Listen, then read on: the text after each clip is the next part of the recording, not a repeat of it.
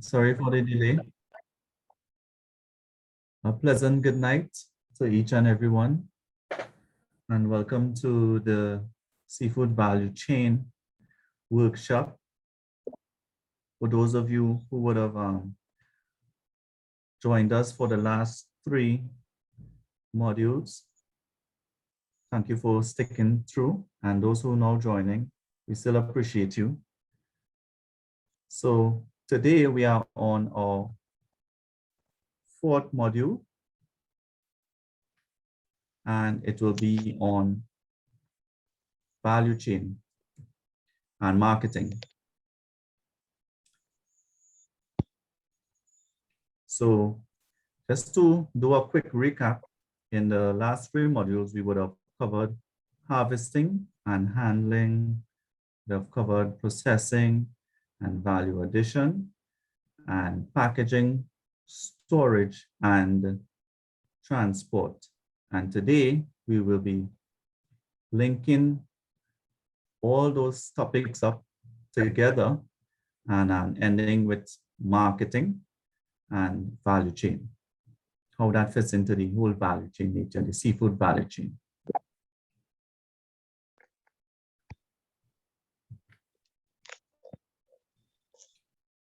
Yes, so we will start with what is the value chain, and then dive into marketing, and then more specifically into fish marketing. Learn about what defines a market, and then what we need a plan moving forward. So we'll discuss our marketing plan, those strategies, and some challenges in what we face in marketing our fish.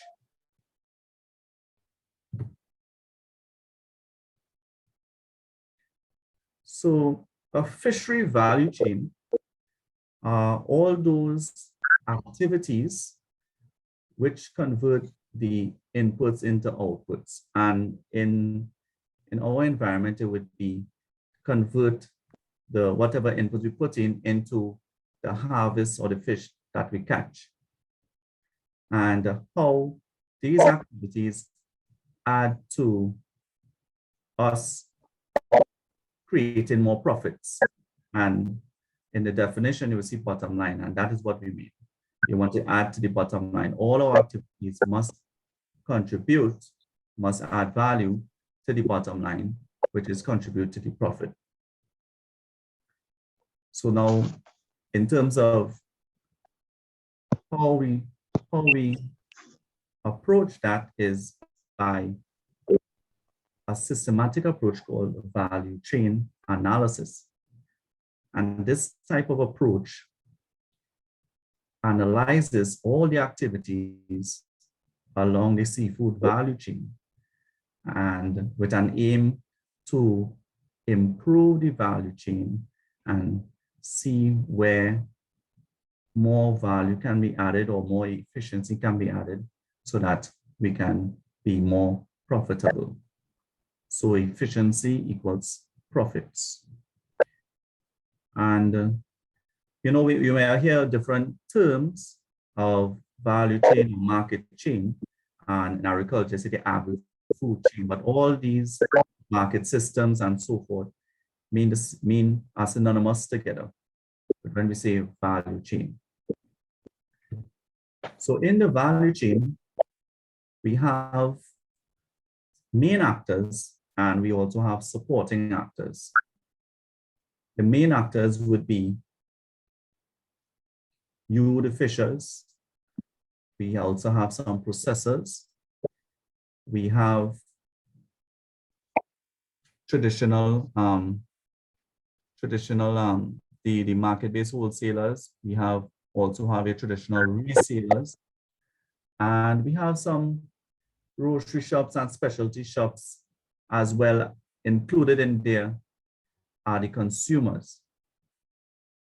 Now, these actors carry out the main activities in the value chain. To the right of the table, we have what we call our supporting actors. And they range from input suppliers, which would be the persons who have like tackle shops, boat building, engine repairs, net mending repairs, ice suppliers, all the what you need to go and harvest the fish, right? Below that, you'll have your trolley man or your fish transport. They provide services in the value chain as well to the fishers. And then you have your institutional support, your financial institution, which is like market facilitation, the fisheries division. All these are local government entities that play a supporting role in the value chain in terms of marketing and trade. And they operate along the value chain as well. Here I provided an example of a value chain in Trinidad by trawlers. And just for one species, they land the croaker. So this have been marked up to the top in red. You will see the main activities that happens along the value chain from input to the consumer. And from left to right, you will see the main actors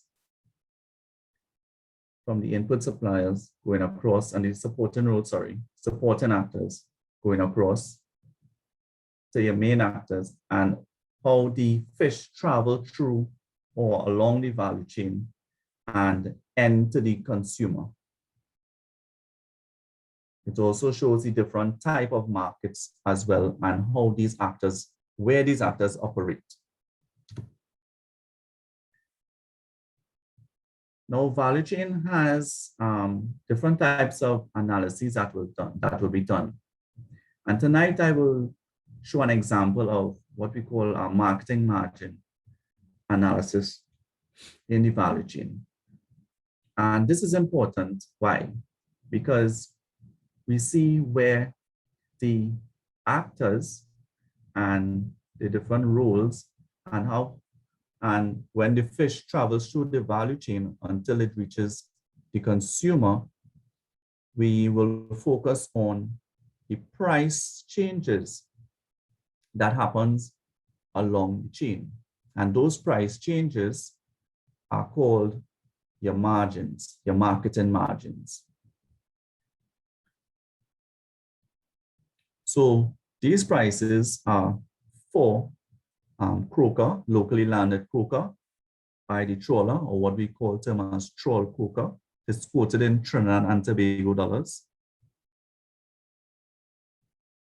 And we see the differences in terms of the selling price and the purchase price of the croaker along the value chain. So from the trawler, you will see it at $14.50 per kg, right? And that is at the off the trawler in the market.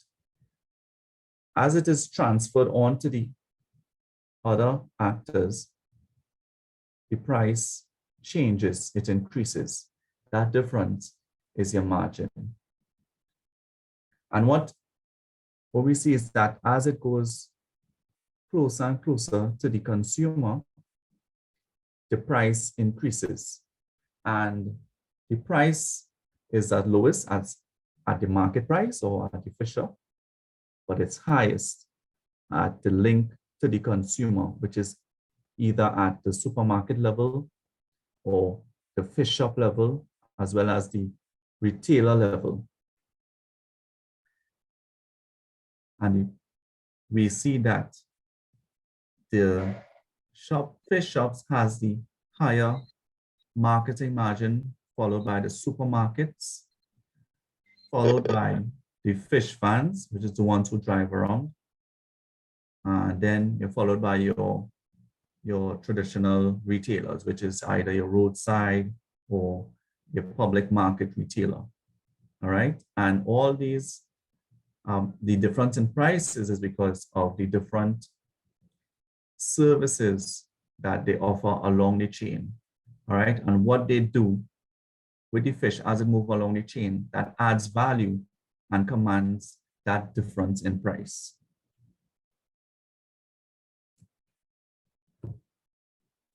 So now that we have just learned about the basics about what value chain is and value chain analysis is and what it encompasses, we'd like to go into the marketing aspect of it. So marketing is basically how you promote and sell your products. The plan, we know where the fish comes, we know how it travels through the channels, but we need a plan to sell our fish efficiently. And that is where the marketing of the fish comes in. So it's all the activities that what you do as a fisher or the retailer to sell your product to the consumer. And that will include from your sales tactics, advertising, delivery, etc. All the activities. Now, what we define as a market itself is the area or setting where buyers and sellers congregate. It's also an area where business is facilitated and organized. And it's determined by certain elements such as location, what you're selling, the product, the time of operation, and also your level of market. So for example, in Trinidad, we have a market called the Orange Valley Market. And it's a fish market. It operates in the early hours of the morning, 3 a.m. to 6 a.m., very short space of time. And the level of market is wholesale, all right? So this is important in terms of determining what market are you in, all right? But there are two types of fish markets that we could categorize: the traditional or your modern in terms of how fish is retailed. So we see here, it's just where the fish is purchased and retailed. It's a sign.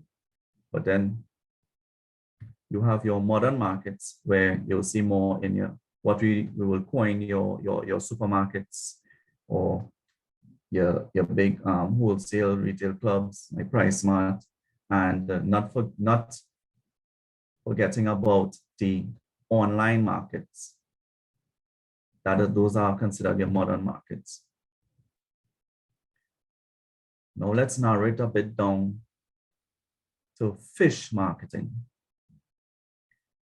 the process through which your fish moves or gets from the point of harvest to the consumer. Harvesting of the fish, the type of species, level of processing, packaging, storage, your advertising, and your sales. All that is your fish marketing. And just to itemize the different elements here, you have it here laid out: harvesting, storage, storing, grading, packaging. All those are the different and important elements in your fish marketing, because each one of those elements adds some level of value to the fish. As mentioned before, in terms of the value chain and the marketing aspect, the marketing actors are your input suppliers, your fishers, even your fisher cooperatives, wholesalers, the types of retailers, even processors, as well as your consumers. And they operate at different levels of the market, whether it be at the landing site, wholesale market, or retail market. Now, at your landing site, fish is landed directly off the boat and is sold mainly to wholesalers. Some percentage is given away or taken home, and you may have some retail taking place. The wholesale market, on the other hand, is brought to market in large quantities by different wholesalers and different types of vessels. And it's sold at our wholesale markets in Trinidad. You know, we can share this information later how it's done in your country, but the wholesale market operates on a bidding system. And this wholesale market is the largest and most important hub for the distribution of fish, domestically landed fish. Then you have your retail markets or your traditional outlets. And there are 5 types of retailers. You have your fixed roadside retailers, you have your mobile retailers, you also have your public market retailers, you have your supermarkets, and your specialty fish shops, which is becoming more and more popular. All these types of retailers purchase their fish from the fisher, directly from the fisher at the wholesale market, and set off to retail. So I would have pointed out the example in terms of the level of the market and what elements make up the different types of market. So you would see a link as we go along in terms of the example previously stated with the wholesale market operates in the early time of the morning. That is linked to the time the day before the boats go out. The fishers come in, they come in straight directly, they land the fish and they go straight to market. The retailers come in at that point in time between those early hours of the morning, purchase the fish, and then go out to start retailing the fish after 6. So they may start like from 7 or 8, they hit the road. So there's that is where all you see that the movement of the fish in this sequence along the chain, as we see as we go along. All right. All these different types of retailers or these retail markets are considered very important because they are the final link to the consumer and responsible for the distribution of the fish throughout the country, wherever you live. All right. And being the final link, they also receive a lot of information in the value chain as well.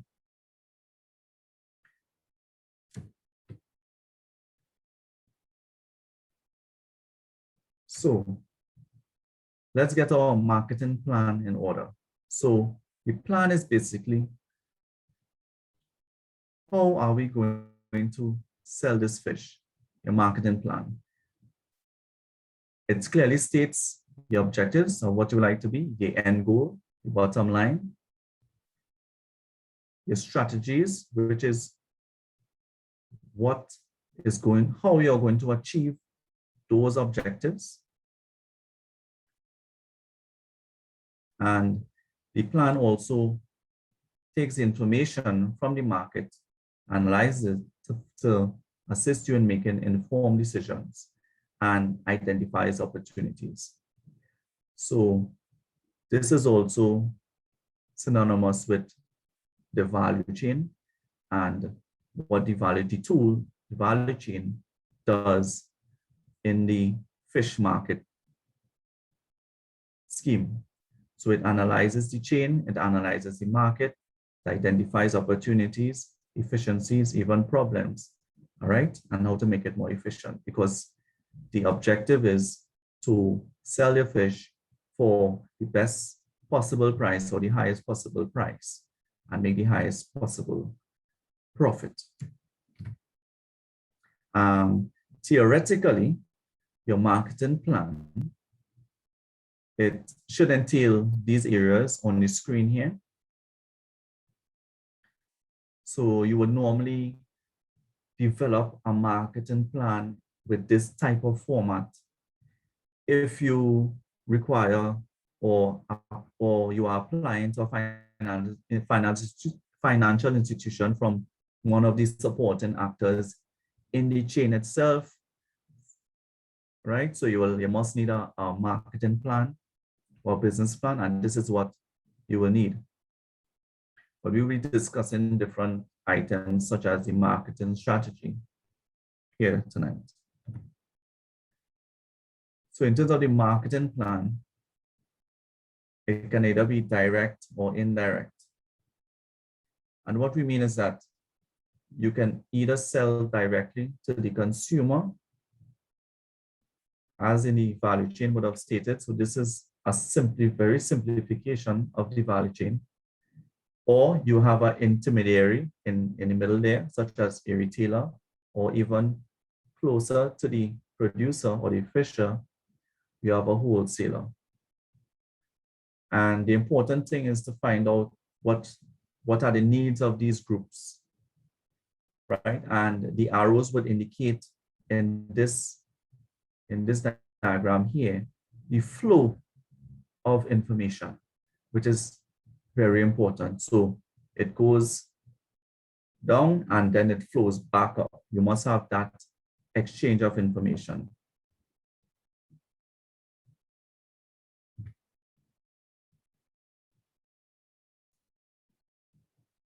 Now, the information being exchanged by the actors in these channels is of high importance, and it must be documented, must be collected, right? And it will form your market research. Okay, and to do your market research, the ways to collect this data, is either through direct face-to-face interaction or over the phone with your customer or with your supplier, as well as there are other more academic ways such as questionnaires, observations, and even utilizing existing data to guide your marketing plan. The importance of this market research is to identify market trends in your current market conditions, any potential opportunities, highlight any norms in the industry such as maybe low prices, high prices as well. What happens in different times of the year?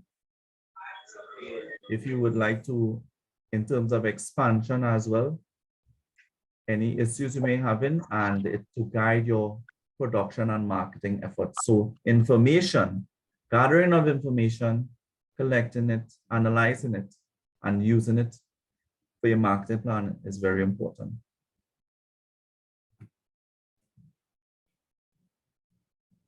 So to do this, you have to consult your marketing mix, which we will discuss your 5 Ps. I'm sure most of us would have come across this approach, this theory, and it will consider the product, the price, the promotion, the place, and the people.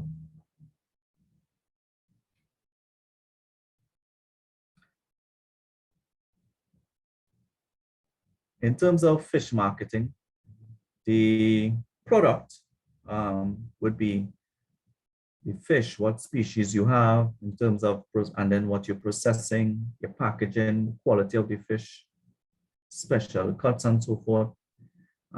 Price, you will be like your type of pricing, whether it be budget pricing, premium pricing, any promotional items, value addition, subscriptions. The promotion would be any activity that you want to take to promote your fish sales to your specific target market. And you can use your word of mouth, referrals, WhatsApp advertising, social media, very common now, even branding.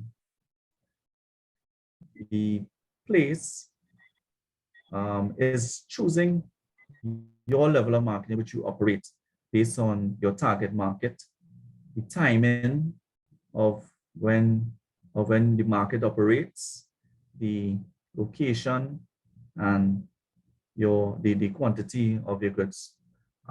So it could either be whether it be a fix, a container, shop, carts, vehicle, online, all right?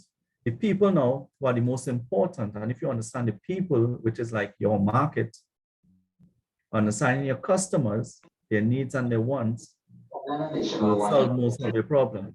So whether they want, how they want the fish, they would like it fresh, frozen, clean, how they would like it clean, how they like it cut, and good customer service.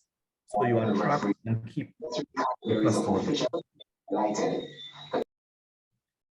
And this marketing plan, along with your marketing mix, guides your marketing strategy. And the marketing strategy has three elements to consider, really: the current situation, defining your marketing goals, and a plan to achieve those goals. So when we say your current situation, we want to focus on the market, or your market, how you assess your market. What does the market need? What is the market demanding? What is out there? What does it have? In terms of the supply, and any trends within the demand and supply.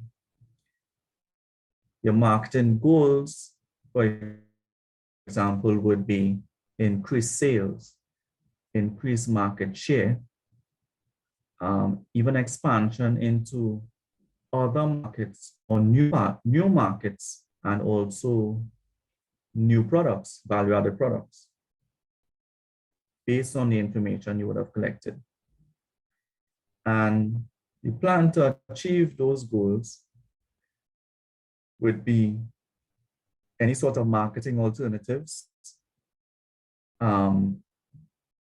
different species, whether it be you source it or you catch it, depends on your method, your sales approach, whether it be direct sales to restaurants as well, or supermarkets, and the amount of advertising you do to achieve that bottom line. All right, to achieve that that increased sales. And you can increase your sales in the same market.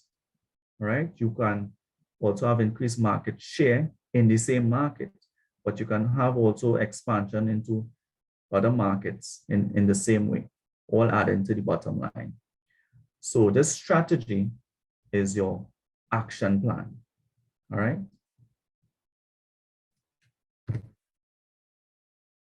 So action plan, one of the things is advertising.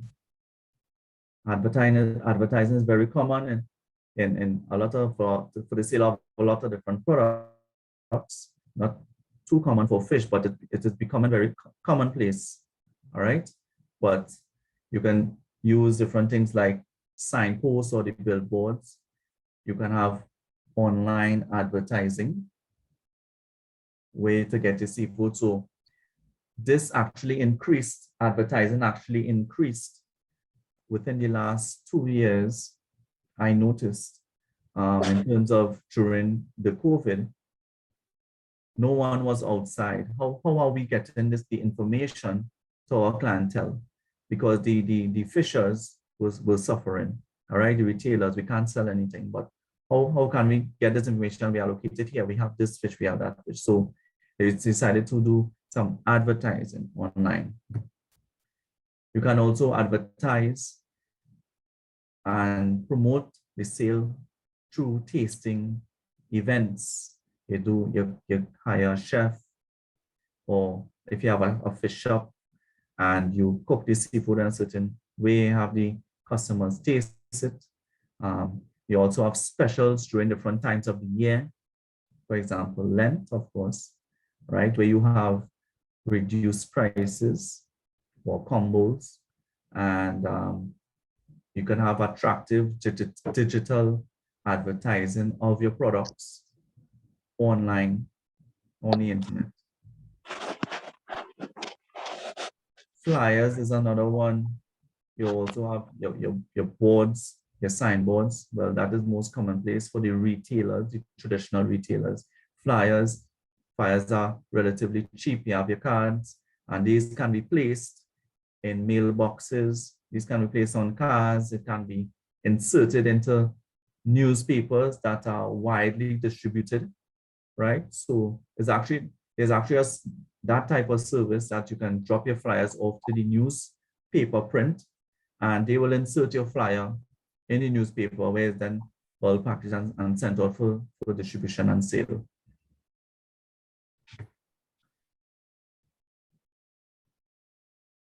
Messenger marketing. So as we see, there's bulk WhatsApp marketing. This is where you gather the information of your existing customers or potential customers, and you have a WhatsApp. Everybody, most people, young and old, use WhatsApp now. So there is what you call messenger marketing using WhatsApp, where you can send out information to vast amount of people in a very short space of time, almost immediately, because it's also considered instant messaging. All right, and they get what fish you have, the price you have, even how much you have. All right, and it's also two-way, and you can message and ask questions, so the informational flow is direct and indirect. It moves in both ways, right? Which is more efficient. As part of the WhatsApp service, you can also post a status where you have the product, a photo of the product, how it looks. We know people buy with their eyes, right? Instead of, they may not want to message, but you need to have all the information there for them to see. The price of the fish, you're getting it cleaned or it unclean, all right? And so forth. They have any combos. As you can see there, we have £3.50, £3 per 100, right? We have additional processing taking place. Sometimes you say they have a special with a good price, but no clean, things like that. Very attractive. As part of using the WhatsApp, they also have your WhatsApp business. Now, this is a regular WhatsApp account, but you have a feature to turn it to a business profile. Now, in this business profile, you have more features, and you can see just below business profile, the green icon, you see catalog. And right there, you can add your different products or your different species of fish that you have with a picture and with additional information, price, location, any type of promotion you may be having. And once the consumer has your WhatsApp number, right, they can just go into your profile, go into your catalog, and look to see what you have, browse it, and then select and say, listen, I'm interested in getting this and this amount, and you make your marketing arrangements from there for delivery or for in-house pickup or curbside pickup or however it may be. All right, and you also have other features, messaging tools. When they message, you greet them with a nice compliment. Hi, thanks for contacting us today. Right? How may we help you? All that is customer service. It's what consumers appreciate, and it what creates a loyal consumer, right? And that will come for repeat purchasing of your product. All right. And right below we have advertising on the different social media platforms, because we all know that, well, we know that there's one company that actually owns all these all these different platforms, WhatsApp, Facebook, Instagram, Twitter, TikTok. Well, Twitter was recently sold, so yeah. So we have social media here. So you have Facebook, you have Instagram, right? And all these, you can post photos. You have stories, you have catalogs, you can message, there's contact information there. All right. So you can be in the north and anyone anywhere actually in the country or even outside the country can get information about your products, where you're located, what you have, see the quality, and decide, yes, I want to buy from you, right? And make a purchase. Okay.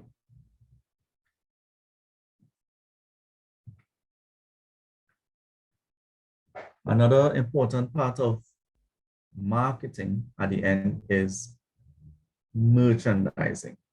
Merchandising entails how you display your product for sale. Normally, brands have dedicated people for this, right? So we see them in the grocery stores for each different brand, for the bread company, even for the food distribution company.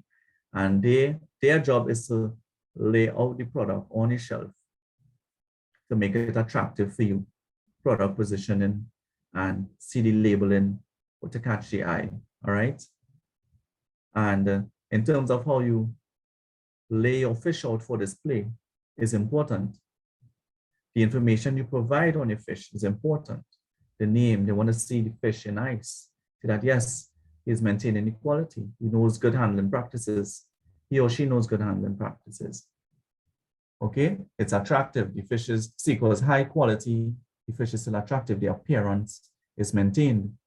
You have this little signs with the name, whether it's wild caught, even where the fish is from. You have the price. So there's a lot of information about the fish there that the consumer can get even before, and even encourage them to make a purchase. So this is nice fresh fish displayed here. Now, there's also merchandising for frozen fish.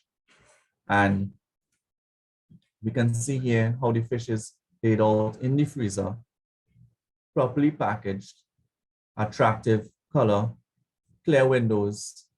You can see the product. Where you can't see the product, there's an attractive picture, different types of fish put together, loins, fillets, steaks,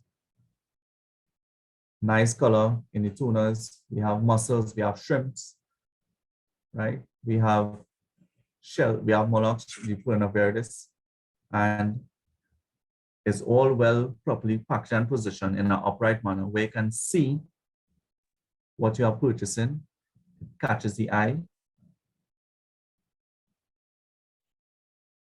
and you want to create that or convert that final sale.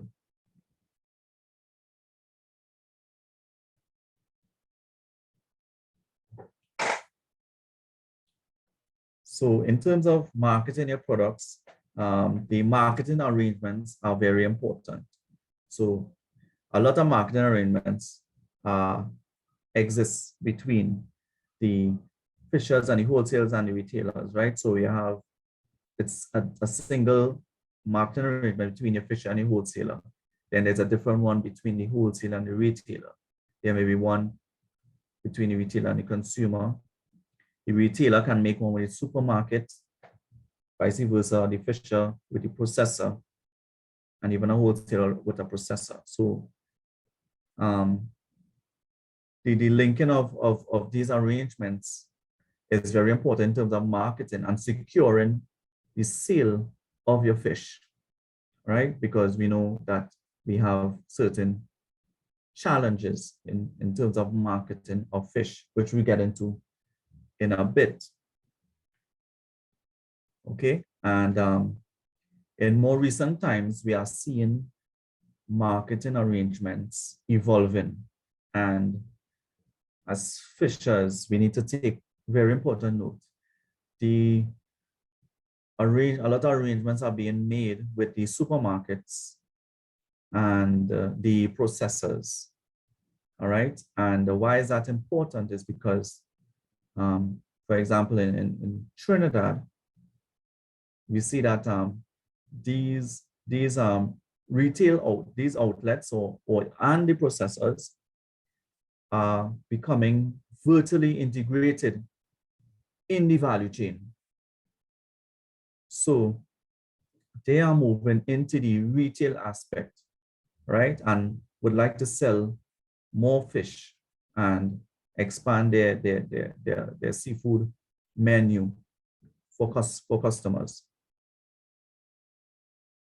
So, for example, processors now have retail outlets and they are purchasing from wholesalers, they are purchasing from fishers, and they are even importing to supplement the demand.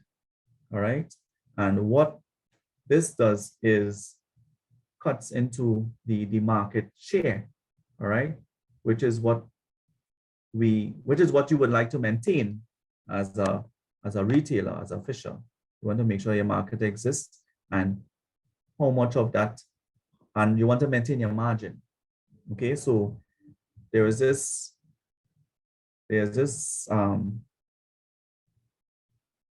theme, like in terms of the how much you get of the consumer dollar, and that is what the value chain actually maps out using the marketing margin analysis.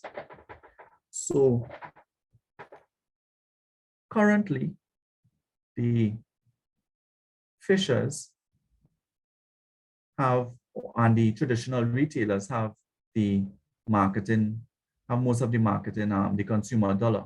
But if you have these persons coming, moving into the retail market, all that will reduce. So we can't get complacent. We need to upkeep our marketing strategy. We need to get more innovative.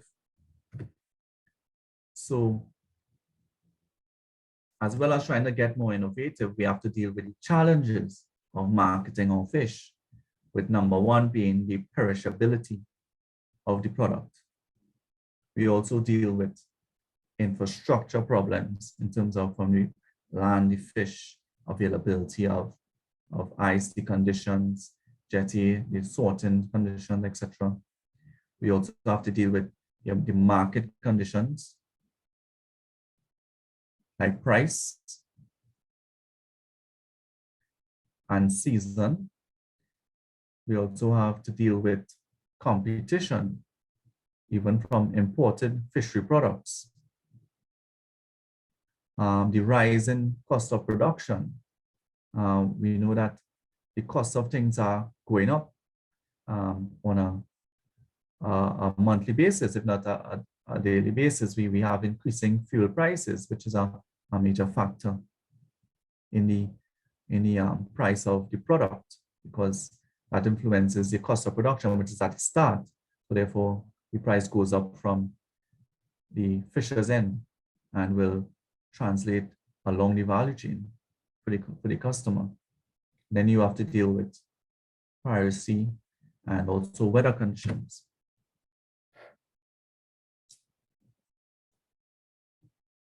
In marketing, we also have to be very cognizant of the trends in marketing in terms of the demand, consumers' demand for different types of products, the different cultures and cuisines, and imports, different imported seafood products.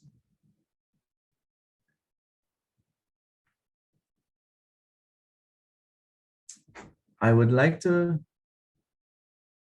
share a case study that was completed about 2 years ago in Trinidad, and it was done to determine the choice of retail outlet for fish for shoppers in Trinidad.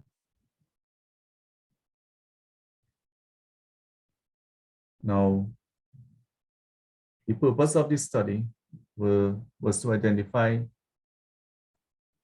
which type of retail outlet is patronized the most, and which factors, demographic factors, influence that choice. So in terms of the income, family size, and ethnicity, that did not influence the choice of outlet. We also had the determination that persons rarely visited landing sites or the beach to purchase fish. What was good is that the traditional retail outlets were still outperforming the modern outlets in terms of the sale of fish. And in terms of purchasing from supermarkets and specialty outlets, persons' age, education, and gender mostly influence that. And an important point to not leave out is that consumers, that will attract consumers is that in terms of the freshness and the cleanliness of the environment where the fish is kept and sold, may definitely contribute to your bottom line. Now, why I wanted to mention this case study is that we need to not become complacent and take into consideration the data, the market research, all the information that is given to us. Although persons are still purchasing from the traditional means, we have the supermarkets and these specialty outlets encroaching in the market, all right? And what fishers have to do is use that information and adapt in terms of, and incorporate it into their strategy. So in terms of increasing sales, so look for other markets, right? But most importantly, keep in mind the value chain and creating new products or value-added products. And this will feed into new markets, right? Instead of the fresh fish market, you will have value-added products. You'll go into the salt fish market, the smoked fish market, all right? And other value-added products that may exist, because a lot of importation takes place. So there is an existing market for those products, which can be tapped into once you add value to the product based on your value chain analysis and your marketing research and overall plan in terms of the sale of your fish.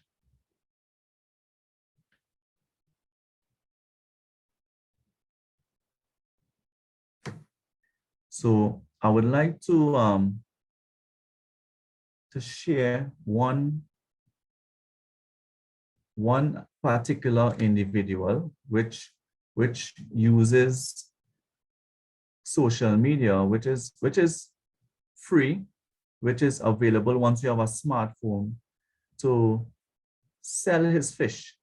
And he has been able to attract a lot of new customers, all right, because of his charisma and the way how he does things, the choice of platform and so forth. So I want to share this video here. Let's all have a look.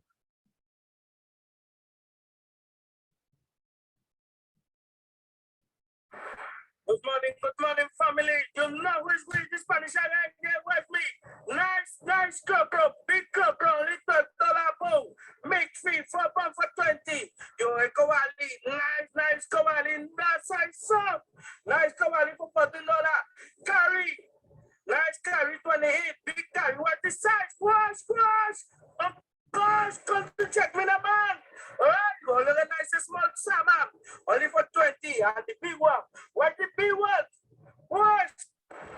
morning, family. You know who's with the Spanish island there with me.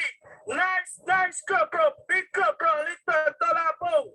Make fee for pound for 20. You a kawali, nice kawali, that's size song. Nice kawali for $40. Curry, nice curry 28, big curry. What the size? Squash. Of course, come to check me the man. All right, go look at nice and small salmon. Only for 20 and the big one. What the big one? Wash. Very nice big salmon, only 25. A squad. Right, cheaper for one thing. And you will get trim. Very nice trim, cheaper for one buy and happy one cheaper for 125. And what's the chop? Big one for pieces, $20, small one 14. All right, so little already family come to check me. Come to check me. It is Spanish again.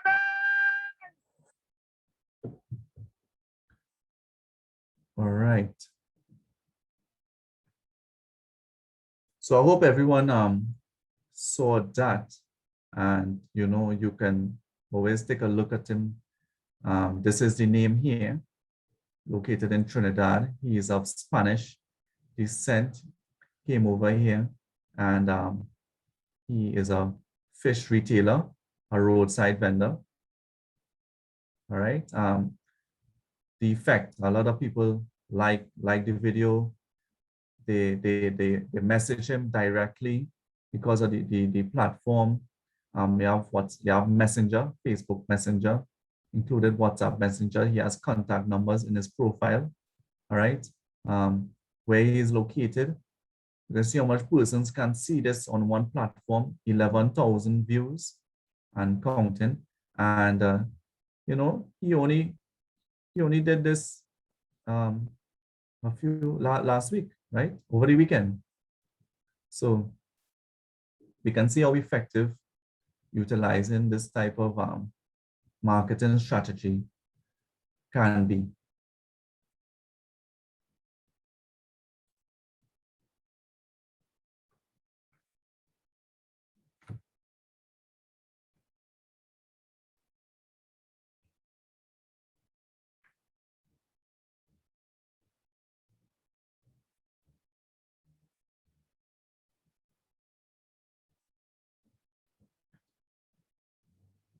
And that brings us to the end of our marketing module and our seafood value chain workshop hosted by Cnfo.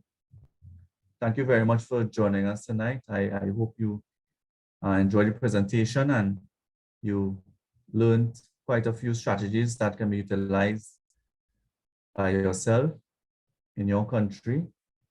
And now I will open the floor for any questions and answers, any type of discussion. And Nadine mentioned she wanted to go live at this point. So I will just ask Nadine to intervene here if she's ready. Do we have anybody that wants to comment or give questions? Who wants to go first? You can raise your hand.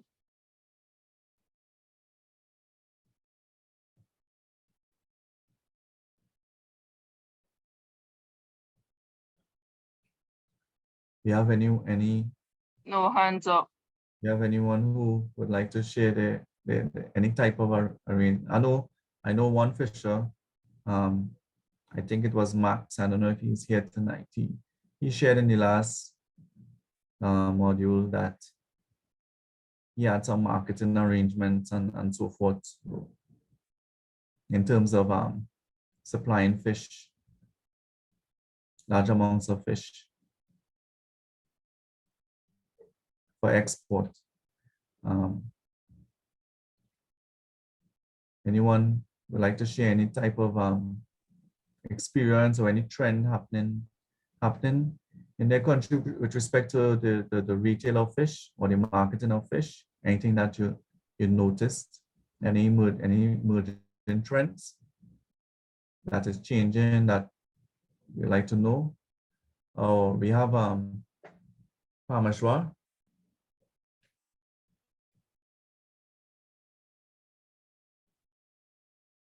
Hi, good night. Yeah, that's Max. Yeah, Max. Hey, Max? Yes. Oh, Max. Okay. Yes, Yes, Max. yes, good night. Good night, Max. Okay, so just like to add to some of your some of the points you made. In home here in Guyana, we have a landing site is unique. What we see it, most of the other countries don't have it. We boats come into our landing sites, and we get a tight system, so you can only come in high tide, and you park up, and we sell in the morning. So every morning at 5:30, we get a bell. The bell rings, and the boats then begin offloading. So we do have a bidding system, something like how the Spanish was advertising the product. We get special hustlers there on the wharf there with big mouth, you know, and I say, oh, come and get this girl back here, come and get this coffee here. And the vendors come, the foreigners come, the housewives, everybody at the wharf. So they come and they bid. So you put a fish out, you start it, somebody get opening bids like a 3,000 Guyana dollar, and it bids and it reaches up to $10,000. Depend on the freshness, depend on the size. And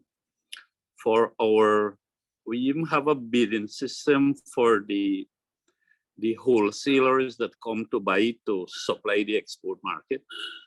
So sometimes a boat get about a 3,000-4,000 pound fish. So you talk to the owner, you say, I offer you $400 a pound.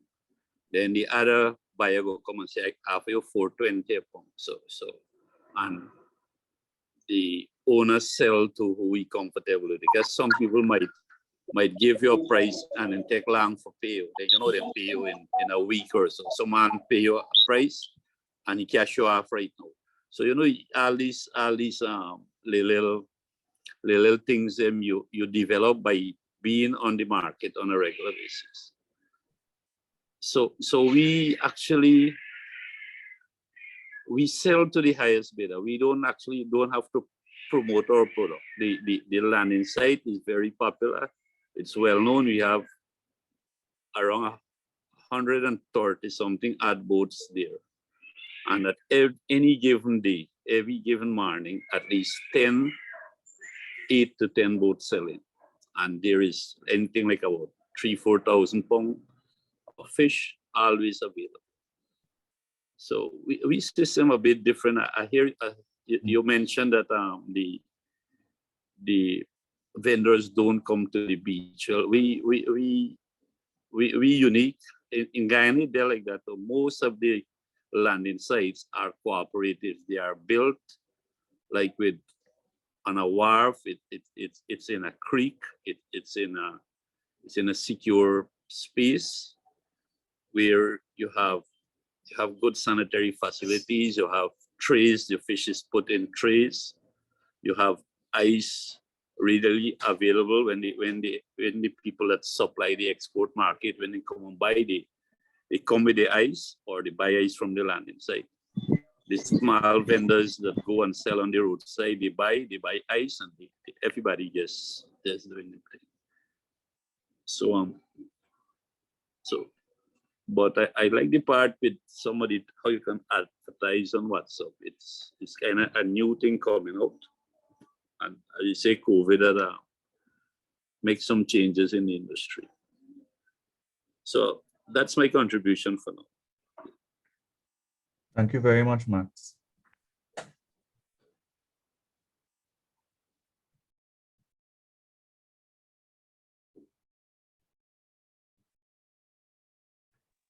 So Keegan, perhaps while we're waiting for the others to, contribute, I'd love for you to expand a little bit on the whole idea of mixing your marketing strategy so that you have resilience in terms of marketing.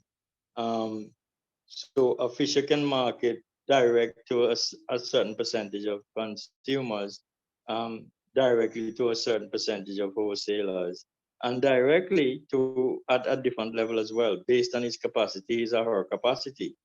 And they create a sort of mixed marketing strategy so that in the event that any one of the markets has any issues, you still have resiliency.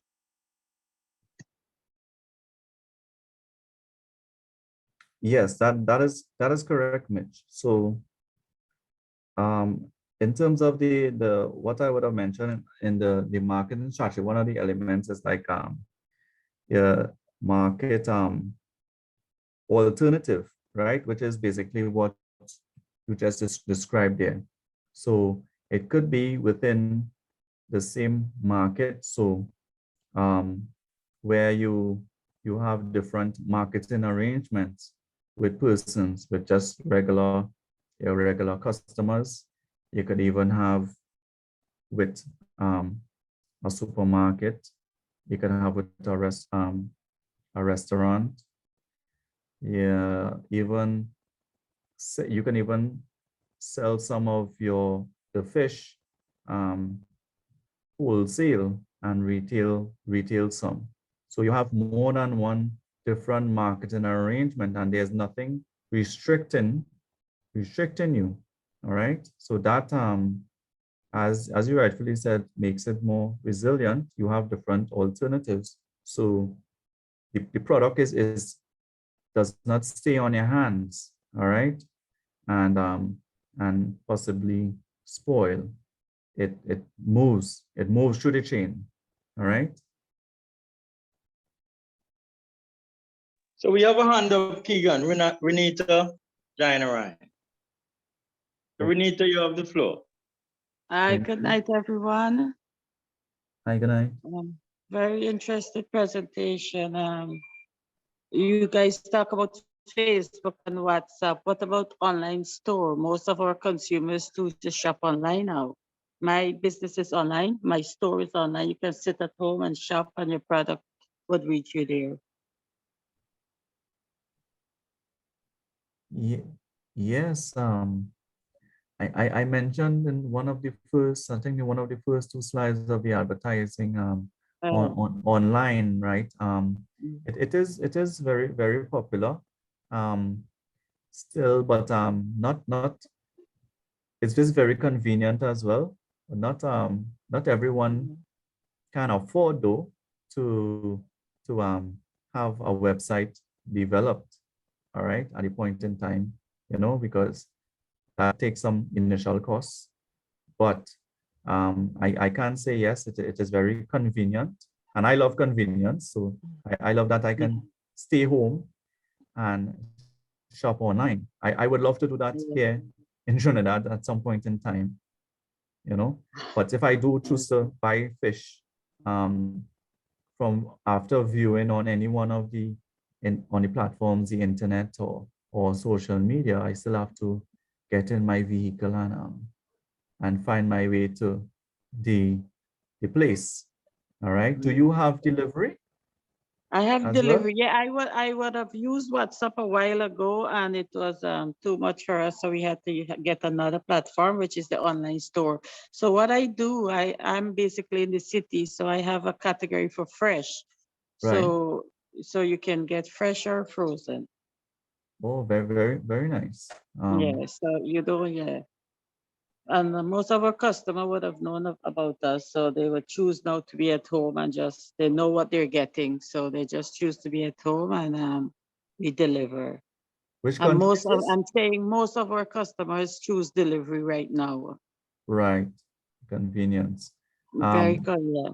Which country is this? Guyana.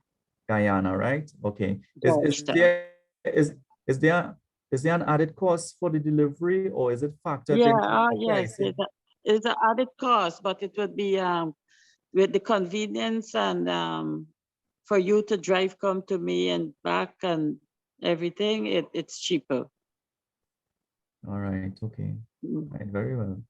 And Yeah, we do liaise with delivery company, and plus we have our own too. okay. And you've gotten very favorable responses from consumers. Yeah, it's the way, because we remember we started with WhatsApp, right? Yes. So it was WhatsApp was too hectic for us taking orders and things like that. So hence the online store. You Right. guys can check it out. It's CaptainHopeGY.com. What's the name? CaptainHopeGY.com. I can put it in the chat. CaptainHopeGY.com. No Yeah. problem. Will do, will So do. you can get ideas, and if anyone need help with creating a store, I can help them. Oh, very nice. Yeah, I can help them with that. Beautiful, Renata, that's excellent. Yeah, Yeah. I'm really proud of that. And Actually, it's my 30-year-old daughter assisting me with it. I don't have the patience. She is putting all my stuff.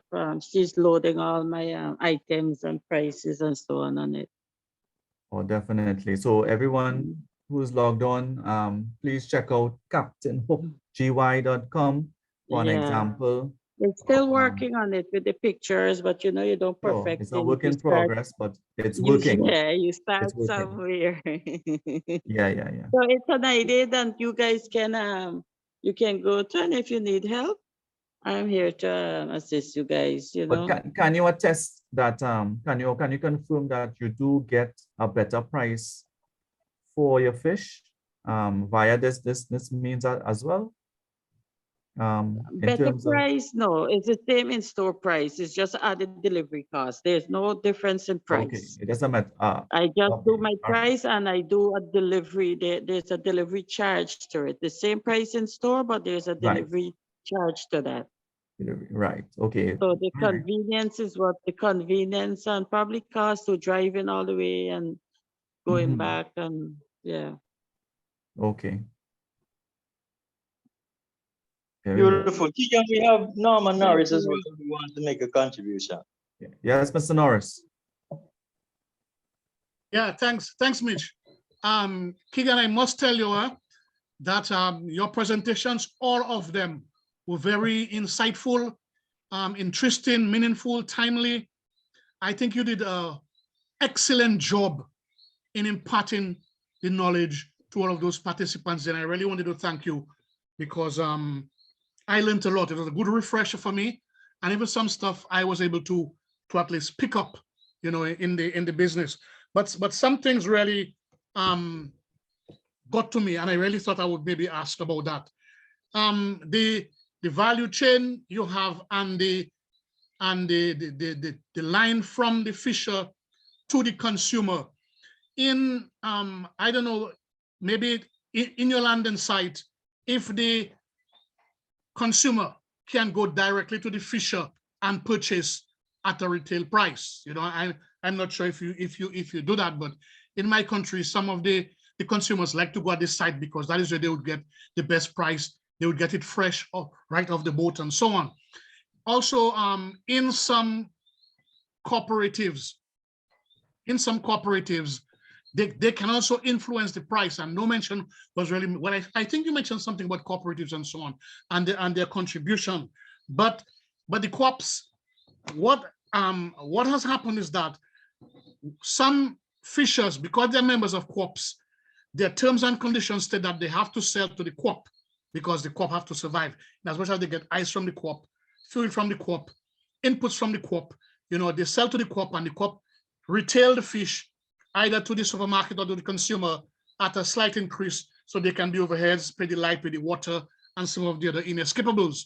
So it was very interesting that you looked at all of those factors, and I was wondering if, you know, from your experience, if consumers can go directly to the site and purchase the fish at a reasonable price for them, rather than have to go to the supermarket, because you showed the increase as it was going down to the supermarket level. So I was just wondering if that was possible from the fisher to the consumer, if you have that line, because it would cut out all the middlemen, women, and children, you know, and it could make a difference. That's one of the things I really wanted to ask. And Yes. yeah. Okay, thanks much. Thank you very much, Norris. I appreciate you. Yes, that line does exist. That channel does exist. Even when the fish is landed, consumers can go to the landing site or the beach and purchase directly off the boat, all right? But it is not very popular because of the times the boats come in, one, and the uncertainty in it, in which is the boats come in and mightn't come in on time, all right? So this discourages most people from going directly to the fisher. Another thing is that if you are wrong and you time the boat, so for example, the boat might come in, let's say for example, in one on the north coast in Trinidad, the boats normally come in at about 11, 12, close to lunch. So if you do take a drive up and you arrive, there are the wholesalers, right, waiting. And once that fish is offloaded off the vessel and reaches in the hands of the wholesaler, so that time between the beach by the water and it travels over onto the roadside where it's waiting to be weighed. And that's the only chance you have to buy off the boat and get that boat price, as we call it here. You get the boat price, right? Which is the best price from the fisher, all right? After that, the price goes up by $5, right? Immediately. That's just how the dynamic works here. So once it changes hands, the price goes up immediately. All right, but yes, that channel does exist, and if you have the time and the timing, right, and the patience, you can get fresh fish off the boat direct from the fisher, which I agree is best. Also, is there a system whereby you can give credit to the supermarket or to a wholesaler? These are all independent arrangements and not something that is generally across the board with fishers. Is that arrangement possible? Credit as in who? For fish, 100 pounds of fish, and you pay me every 3 or 4 days, or you take fish from me every day, and I pay you at the end of the week. Do the wholesalers have a payday? For example, you know, they don't have work with money every day in their pocket, but at least if on a Friday is a payday, you can sell fish to them Monday, Tuesday, Wednesday, Thursday, but they pay you for all of the fish. They just take the weight, you know, and your name, and on Friday you collect a check. That type of arrangements. Do you all have that in place? Yes, we Or have. everything is COD? No, not everything is COD. The COD is mainly at the traditional market level and at the wholesale level, of course. All those independent arrangements, such as like, as you said, with the supermarkets especially, right? They have a system in place. As far as I know, you don't get cash, you don't get COD, right? But you get paid after a certain amount of fish is delivered, let's say on a weekly basis. They have set days to deliver the fish as well, because they know how fast the fish moves in the supermarket, and they always want to have fresh produce there. There you have to provide a minimum amount of species in terms of selection. So at least 3 species to be considered as a supplier for the supermarket. All right, and even you have to provide the fish in a certain form. For example, it has to be already clean, scale gutted, clean, and even packaged in tray packs and sealed with cellophane, right? So all the grocery does is slap a label on it with their retail price, which is set. So they know. So the arrangement is they know already what they're buying from you, the species, the price. Once you deliver, that in the manner that they require it, right? They just document it and then they pay you. Excellent feedback, man, Keegan. I appreciate that. All right, no problem. That is a good if you can, that is a very good arrangement in terms of getting in these supermarkets. It's an outlet, a good outlet. But as most as you can sell directly to the consumer to get most of the dollar, that margin is best. All right.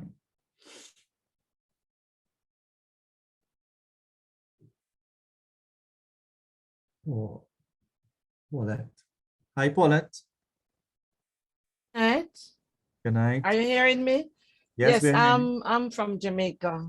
I'm from Jamaica, and what Yeah. I've noticed is that if you have to sell your fish like to the wholesalers, like the supermarkets and like the restaurants and stuff like those, you don't get a lot of money for your fish because they will buy it from you very cheap.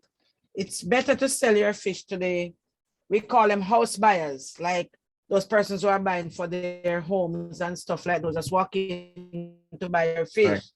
Get a better price for your fish by selling it like that. And so we don't use the option to sell to like the wholesalers and like the supermarkets and the restaurants if they need, if unless there's a glut on the market, then a lot of fish on the market, then you can do that. But if you are just catching, selling like 100 pound of fish, 150 pound, and to sell it to the supermarket and those places, you get very little for your fish because they buy very cheap. Yeah. And so for you to make a sensible wage from selling your fish, you will definitely have to sell to house buyers. We call them Yes. house buyers. Yes. Like those persons who just walk in to buy your fish. Right. Now and again, sometimes the fisherman, when they comes in from sea, they might have a selected few persons who they will promise to sell some fish, and so they will sell them directly from the boat before giving the catch to the vendors. Yes. And that's just a few times, but majority of the time, the vendors are the one who get the fish and they in turn sell back at a price to the consumers. Correct. And that's the chain of command that we basically use here in Jamaica, especially for small scale fishers. Yes, I believe it's kind of nearly, the same across the board within the Caribbean. That is. Yes. Yeah, thank you for that. Anybody else?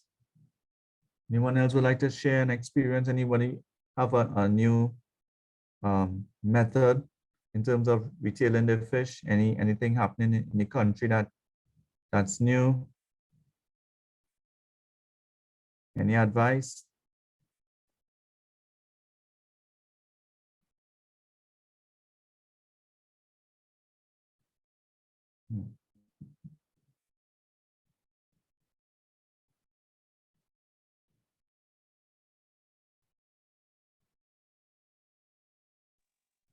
So Keegan, what kind of advice would you give to Nadine if she wanted to become a retailer, like, I mean, buy wholesale and then sell over? What would you recommend to her? So if we look at encouraging new entrants in the value chain, what would you be your suggestion? Not necessarily at production level, but at marketing and that type of level. What would you tell her? Because she needs to make some more money. All right, Nadine. Well, I would advise you to first of all, in terms of scale, right? You have to do it on a full-time scale, right? You can't do this part-time. All right. So this requires some effort. You have to go where you get the fish at the best price, which is at the beach. So therefore, you need to invest in some sort of transport, right?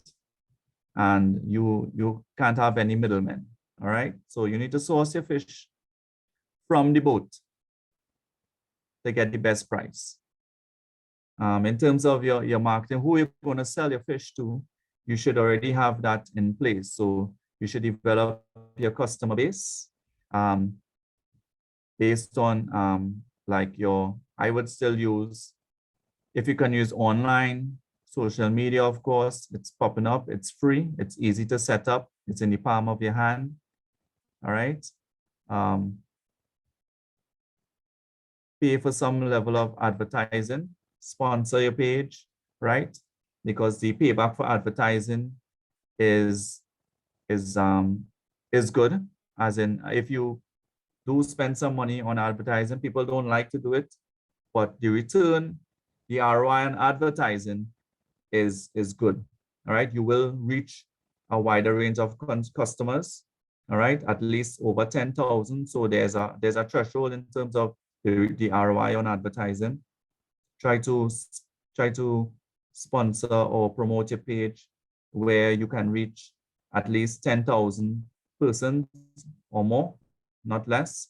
So you always have new customers coming out, all right? And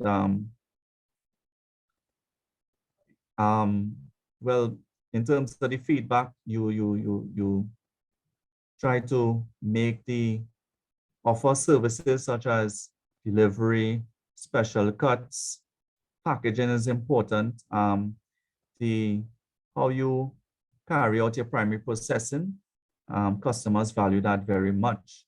In terms of cleanliness, all right, that they can just take your fish that they purchase from you and just add the lime or the seasoning and put it on the fire. All right, so the cleaning is important, proper packaging, deliver, maintain the cold chain. So customers really appreciate delivery, they appreciate the good customer service, and mostly the quality of your fish.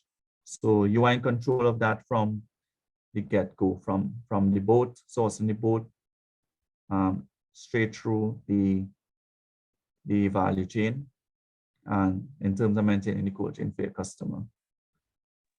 The only problem we have there, before we let Max come on, is that you have to give her a formula that is part-time for now because she's already employed.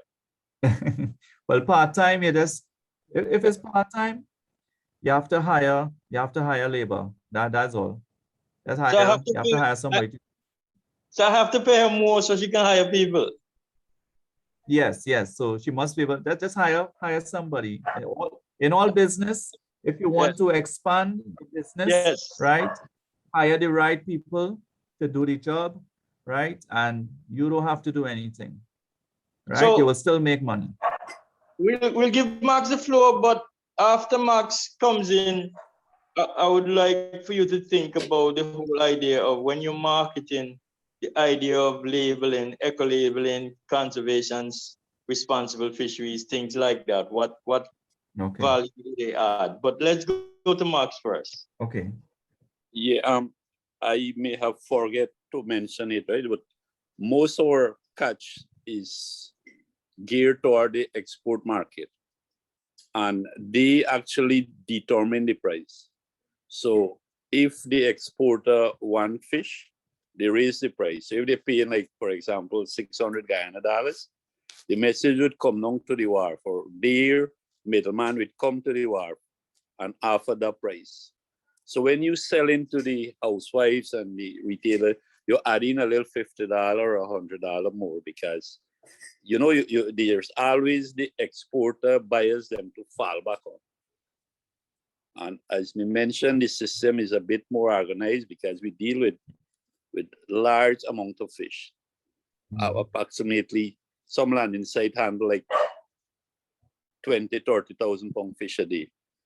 So and I mentioned earlier, we system is that by we sell at a fixed time, everybody can come at the landing site. The middleman comes, the housewives come, the people that want to full suitcase to go overseas, and so they come. So there is a huge demand, and there the boat owners get a chance to make extra money. And wherever these the housewives and the other shoppers don't take. The exporters are there to pick it up, take up all the slack, all the extra fish.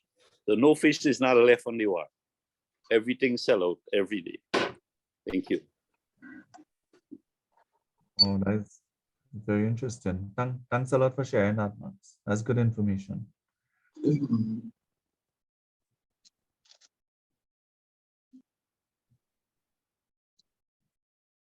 We had someone else in queue.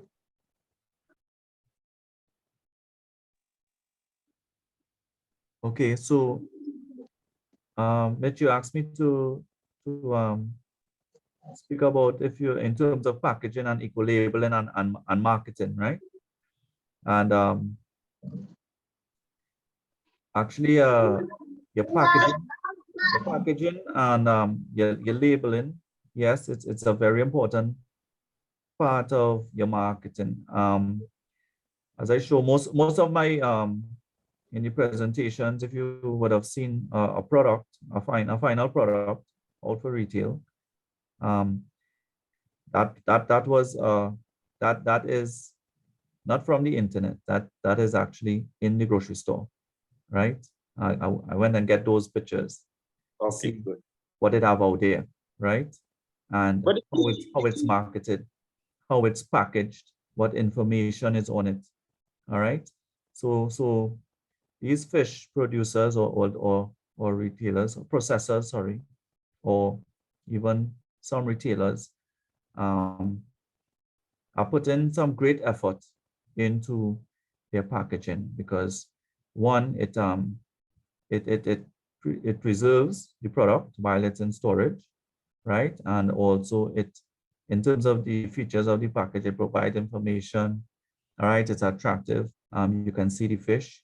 It maintains the quality of the fish, and the consumer can carry it home safely and actually store it before using it. All right, but what I noticed, they're going the extra mile. I didn't see anything with eco-labeling, only from on television. I watched a series where the tunas, the bluefin tunas, has eco-labeling on it in terms of sustainably catched, all right, tuna and stuff like that, right, on the tins, like, for the canned products. Once it has that labeling, consumers who are more environmentally conscious will tend to purchase these products with these labels on it. All right. But the packaging has an extremely important part to play. I recently noticed that this particular product in the frozen aisle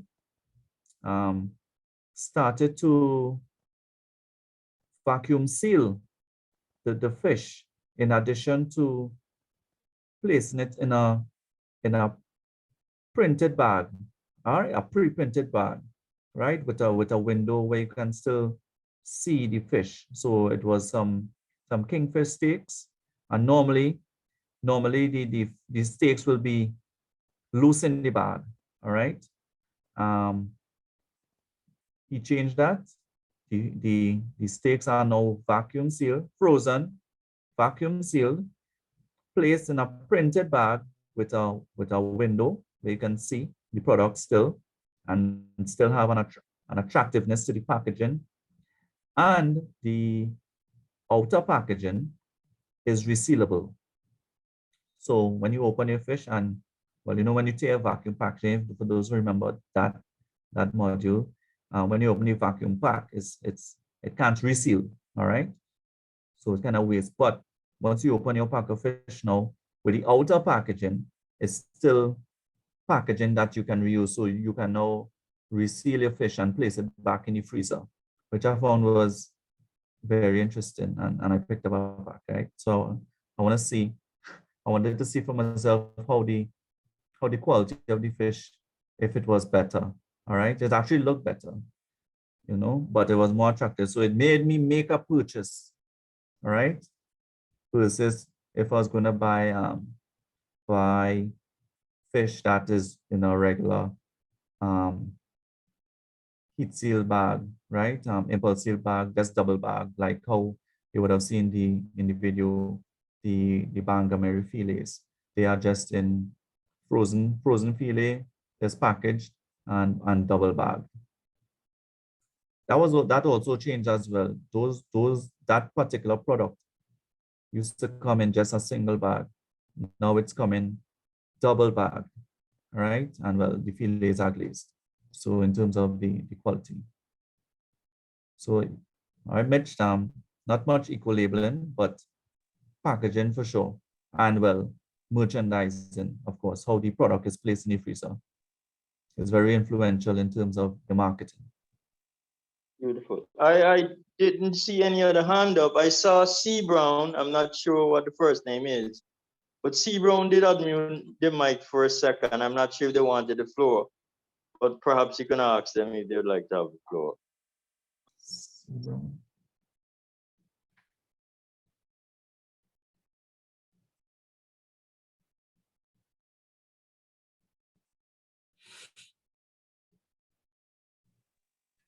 All right, so Keegan, I don't see anybody desiring to have the floor or to make any comment. So I'll hand back over to you, Fully and Nadine. Okay, sure. Everyone, thank you very much for joining us and participating in the seafood value chain workshop. The 4 modules. It was very interactive. Your contributions were very valuable, and the discussions were very healthy and informative. And I hope from today, I know from today, I know that the objective of this workshop was in fact achieved. Everyone here is much more sensitized with respect to all the elements of the value chain and the important role it plays in the fish marketing aspect. All right. So thank you again, and